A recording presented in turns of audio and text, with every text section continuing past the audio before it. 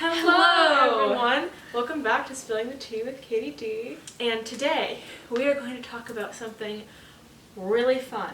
It's not fun. It's not. It's HPV. Yeah. We're going to bust some HPV myths because today we are the Mythbusters. Did you ever see the Mythbusters? I have. I've seen the episode where they make the big machine gun from Breaking Bad. Yeah. Cool. Okay. Yeah. So yes, I've seen Mythbusters. Excellent. Okay. Yep. So one of us gets to be Jamie and the other one gets to be Adam. Adam, I think. Adam I'll be Savage. Adam Savage. Oh, I am Savage. You are Yes. Savage. Okay, you're I'm Adam Savage, and then I'm Jamie. See, I get the cool fedora. So today, Without further ado, we are going to bust 6 myths about HPV. These are all chosen because I have heard them at school or like in college, or I've heard someone saying them, and I was like, I don't know about that. So without further ado, 6 HPV myths about to be busted. debunked. This Busted. mystery is history. That's not Mythbusters, is it? I don't know. Myth number 1. HPV makes you dirty / a slut / morally reprehensible / one of those yellow spotted lizards from holes. Okay. The truth is, if you are physically covered in dirt, take a shower. If you have yellow spots on your back and you feel an urge to bite people, that means You're the yellow yellow-spotted lizard from from holes. Go back to bothering Shia LaBeouf and leave the rest of us alone. Yep. Otherwise, you're fine. Myth number 2. HPV is rare. So the truth is that nothing could be more wrong. So according to the CDC, quote, HPV is so common that nearly all sexually active men and women get the virus at some point in their lives. That was surprising to learn. A lot of people. It's a lot of people. And according to a 2017 study in the NCHS data brief number 280, which I can link below, I can put these sources below, quote, during 2013 to 2014, prevalence of any high-risk genital HPV for adults ages 18 through 59 was 45.2% and 25.1% in men, and 39.9% and 20.4% in women respectively. So high-risk HPV, high-risk HPV is any HPV that is likely to lead to some form of cancer. Usually cervical cancer, penile cancer, prostate cancer, I think as well. Prostate cancer is a big one. Weirdly, I was interested to learn this, it was just a few years ago, throat cancer. Yes. Yes. That's also true. Yeah, laryngeal cancer from HPV, certain HPV strains, high-risk HPV strains. It's difficult to ascertain the exact rates of HPV transmission among the adult population because, first of all, it's often asymptomatic, so a lot of people will never show symptoms.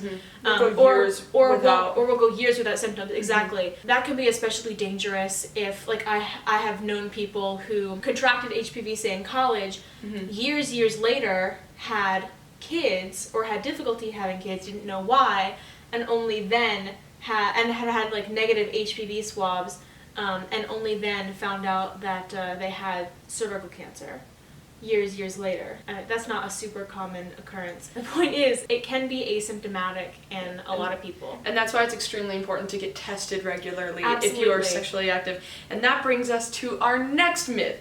Myth number 3. There is no way to mitigate the spread of HPV. Yes, I hear this a lot, and this is patently false. First of all, there is Gardasil, the HPV vaccine, and this is a fun fact. In the 4 years after the vaccine was recommended in 2006 in the US, quadrivalent-type HPV infections in teen girls decreased by 56%. That's is a lot. Huge jump, especially yes, it is. for any type of medication. That is very statistically significant. Yeah. And that's according to the CDC. And you can get the vaccine from your primary care provider if you haven't already been vaccinated. Most organizations recommend that you get vaccinated at some point during your teen years. I don't know what the exact age is. I think it might be 11 is when you start. That sounds about right, yeah. And there are 3 booster shots. The series, yeah. It's a series of shots. Yes. I'm already done. Love that. You're done? Yay! Congratulations! Thank you so much. Yeah, we should throw a party. That. Yeah. Okay, after this is done, we're gonna go have some sugar cake to celebrate Maggie being done with her HPV series. Anyways, okay, so second of all, get tested. As we said before, sexually active people ages 15 through 24 account for over half of all new STI diagnoses in the US every year, but only 12% get tested. 12%. That is extremely low. Yes, that's according to the American Sexual Health Association. Mm-hmm. So Yeah, 12% is a bit lower than we'd like it to be. Why do you think that it is? I have my theories.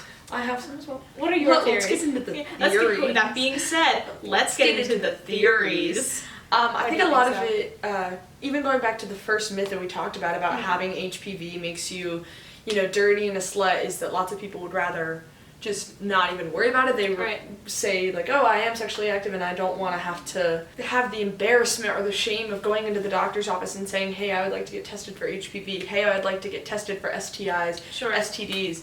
And because the stigma around getting tested is huge. I think that's really, really important. And that actually leads me into a quote that I wanted to share. This is from an article that I read on Elite Daily, which I can also link below. It was a really good article.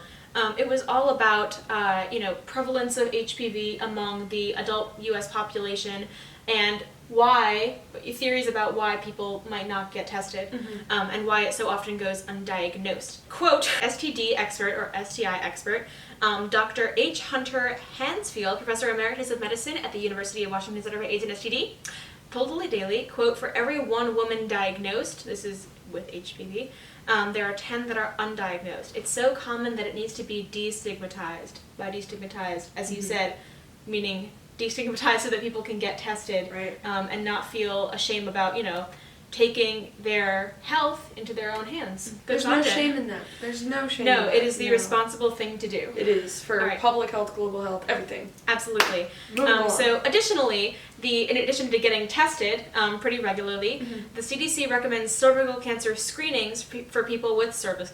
Is it cervixes or cervices? Cervices. I think it's cervices. Cervices. I think it's cervices. People with cervices? You're the linguist. Figure it out. I think it's cervices. Well, if it's Latin, then... Yeah, cervices. But if it's anglicized, cervixes. Then it's cervices. I'll look it up. Maybe it could be either one. Okay, anyway, people with cervixes/cervices, beginning at age 21 years and continuing through age 65 years. It's both! Is it? Yeah, it's both! Yes! Okay, awesome. You figured it out. This mystery is history. What is that from? I will look that up too.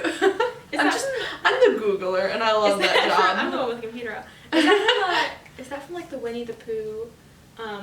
It was a Disney Channel. Oh wait, I know exactly what you're talking about. This mystery is history. Yeah, it is Winnie the Pooh. I know my Winnie the Pooh, y'all. I know what I am talking about. I never watched Winnie the Pooh. Wait, are you serious? Never watched Never? Never. Okay, next time we hang out, you know what, we can do this after, okay, new plan. After we finish filming this video, we are about going to HPV. About HPV, we are going to go watch the Tigger movie. And get some sugar cake, because let me tell you. Honestly, that sounds like my perfect idea of an afternoon. The other day, we quickly pause the video so I can say this. Yeah. So my mom went to the library and she came home with, what did she get? She got Die Hard, she got Tinker Tailor Soldier Spy, she got The Darkest Hour, these are all movies I wanted to see, she got Dunkirk, and she got Piglet's Big Movie. And I was like, a woman after my own heart. There we go. She knows me so well. Anyways, that movie made me cry. Still does. Anyways, back to HPV. So, people who have received the HPV vaccine series, like yourself, your good self, so responsible, should still be screened for cervical cancer beginning at age 21 years. So even if you have received the vaccine, that doesn't guarantee that it's going to protect you against all strains of HPV, even though it is very likely to do so. Third, please use condoms or other appropriate barrier methods. So there's a bit of a catch here, because HPV, as we mentioned at the Gyno Rep, is transmitted through skin contact. So condoms won't always counteract the spread of it, because even if you wear like an internal or external condom or other like dental dam, other appropriate barrier method, it's not transmitted through sharing of fluids, it's transmitted through just skin contact. So the condom might not cover the infected area completely, and so it can still be transmitted. But they do decrease the rate of transmittance, so you should definitely still use them. Please use condoms. Please use condoms. I can't believe we have to say because it seems objective. the pull-out method is definitively ineffective. Yet, it takes about 100 bouts of unprotected sex on average to get pregnant, and takes more if you use Durex. That's true. Okay, anyways, We're gonna move on now. Alright, cool. However, condoms have been shown to reduce risk for HPV, other STIs, and also pregnancy. So all really, things we want to. why wouldn't you? Why wouldn't you use protection? So myth number 4, you can't get tested if you don't have health insurance. I actually hear this a lot, and it's concerning. Yeah, and that's another reason I think why people don't get tested. Sure. 12% of people get tested. Absolutely. Because they don't think it's a good theory. Can afford it. The truth is that you absolutely can get tested even if you are not covered, or if you're on, say, your parents' insurance and you don't want them to see that you've... Hi, Okie. He's saying something to me. Hi, buddy. And he wants to contribute. And you don't want someone else, say, you know, the card holder of your insurance plan, to see that you've been tested or treated. So the truth is that free clinics, which are located all over the country, and most Planned Parenthoods will provide free STI testing. I think some Planned Parenthoods will do it for low cost, but a lot of them will do it for free. I know our local one does it for free. And unlike most, say, campus health clinics or primary care providers, they will not bill your insurance. So they're also subject to HIPAA, which is the Health Insurance Portability and Accountability Act of 1996 in the US. Under law, they cannot disclose any of your PHI, which stands for Protected Health Information. If you're tested, these free clinics can't disclose that information to anyone, even family members, even if they ask. All information shared is completely confidential. Get tested. Good stuff. Get tested. All right. Do you want to read myth number 5? Let's do it. All right. Myth number 5. All HPV strains cause cancer. It's not true. There are about 100 types of HPV, according to Planned Parenthood. That's an estimate, because, you know, constant mutations, but about 100 types, and about 40 of them affect your genital area, and then of those 40, about 12 of those strains are high risk, so likely to cause cancer. HPV strains 16 and 18 cause 70% of cervical cancers and precancerous cervical lesions. So most HPV types are entirely harmless, asymptomatic, or if they are symptomatic, usually just like minor genital warts, which can be treated. If they're not curable per se. This is a fun fact. There was, if I could divert, there was this show called Adam Ruins Everything. Have you ever heard of it? It's a really fun show. It's on Netflix. You should check it out.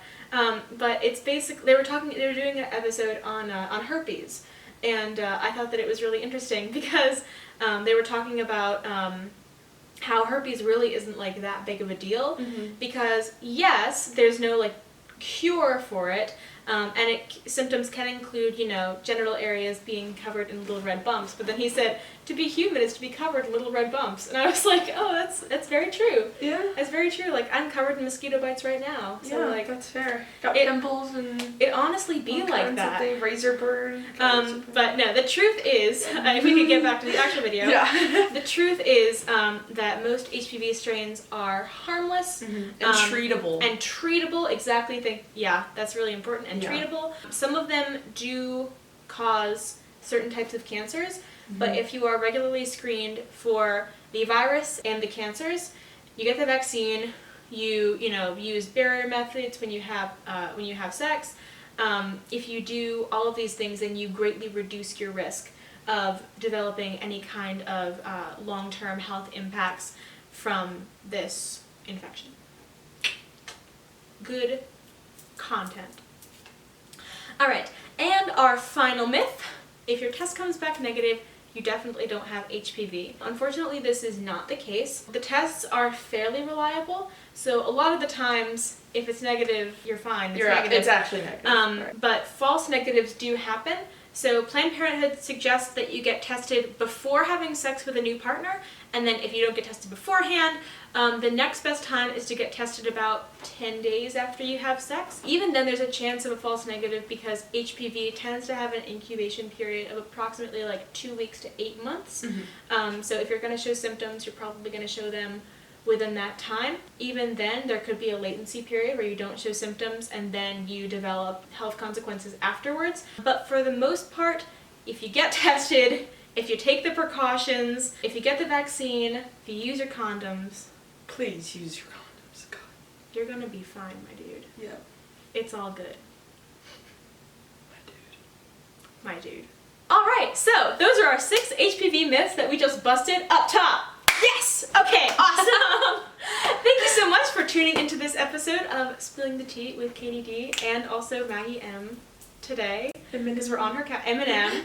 We're on her couch. If you have any questions, please contact your primary healthcare provider, your gynecologist, a licensed professional, sexologist, infectious disease expert, or if you really want to, you can leave a comment below or you can message us directly. And even though we'll do our best. Not healthcare providers, we are just enthusiastic amateurs, soon to be healthcare providers, hopefully. Yeah. We will hopefully. It's going to take a lot of studying. It's going to take a lot of studying. Yeah. I'm really excited. You can do it. Thank you. You and Vaishnavi got the. I will not be doing it. Anyways, we're not going to think about medical school right now. Yeah. Yes, you can shoot us a comment or a message on Facebook or Instagram. You can slide into our DMs, and we will contact an expert for you and get back to you as soon as possible. So thank you so much for tuning in.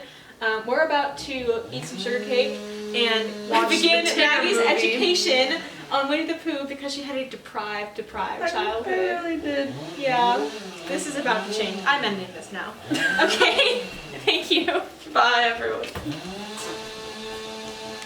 Gynecologgy, it's a misunderstood field of study. So I'm gonna debunk some myths about the vulva and hymen.